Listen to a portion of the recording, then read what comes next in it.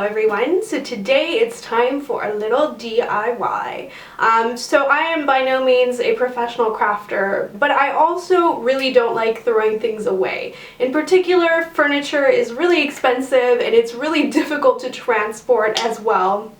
And so I just really like to repurpose things wherever I can. I've done it before by kind of repurposing some IKEA items and painting them new colors. And today we are going to do something similar to that, but it will be inspired by the huge marble trend that has been sweeping the Pinterest and the internet and my heart because I love that trend. So marble tends to be really expensive, but you can get marble contact paper from Amazon. I did some research as to which one was the best in terms of looking really realistic and being easy to use. It's very affordable. I think I paid about $14 for this total, and that's Canadian dollars. And this is from a brand called Design Folie. I will link it down below so you can find it. You get a pretty generous amount of it on the roll so that you can make everything in your home marblicious to the extent that you desire. So I'm excited to do that with you today. We are going to do the top of a desk. I'm going to do something really simple today and give my little scuffed up desk a marble makeover. If you're interested in seeing how I do that, then keep watching. Alright, so in terms of equipment to create your marble makeover, you'll need very little, just an old credit card or points card, a pair of sharp scissors, and your marble contact paper. And like I said, I've linked the one that I'm using down below, which I was really happy with.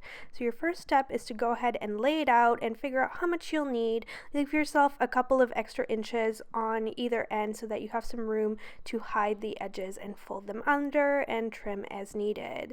What you'll find once you've cut your marble contact paper is that it will start to roll up on you. So you can see the edges curling under there, which can be really frustrating when you're trying to make sure it's stuck down smoothly. So an important trick is to roll it backwards from the way it was rolled in the original roll as you got it. I found that that helped my piece of contact paper to stay a lot flatter once I took off the backing and was looking to lay it down without having any air bubbles, which is probably the kind of biggest pitfall of using contact paper.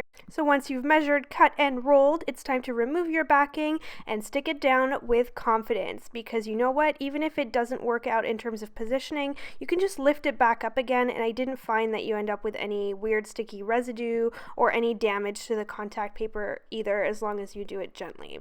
So I'm going to go ahead and stick it down, and you'll see it took me a couple of tries to get it just the way I wanted without any weird wrinkles in it, but overall I found it so easy to work with. Maybe something that helped me was that instead of just peeling back all of the backing at once, I slowly unrolled it as I was going ahead and laying it down and pushing everything as flat as I could with my old points card. So that way you get rid of all the air bubbles, but you don't have a lot of space to work with. You just kind of give yourself more and more contact paper to smooth out as you go along, and just the weight of having the backing on the end of it helps to lay it down flat and keep it flush against the table. So that worked out really well for me, and you can kind of see how fast that went. It really just took me a couple of minutes to do this entire DIY, and the trickiest, kind of fiddliest bit is actually probably the very end, I think, which is making sure that all of the edges are smooth. It's essentially like trying to wrap a Christmas present.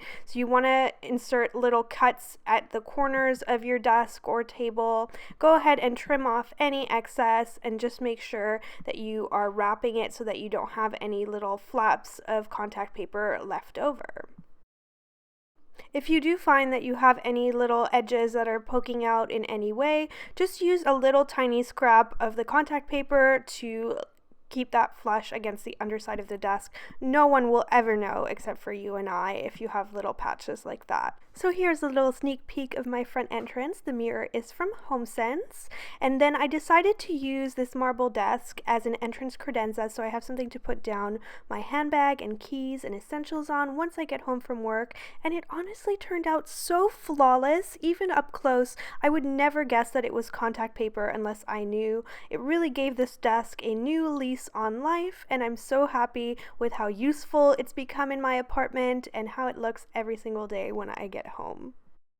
So that is my beautiful desk. I'm so happy with how it turned out. Thank you so much for watching. Make sure you subscribe if you would like to see more videos on style, fashion, home, and otherwise.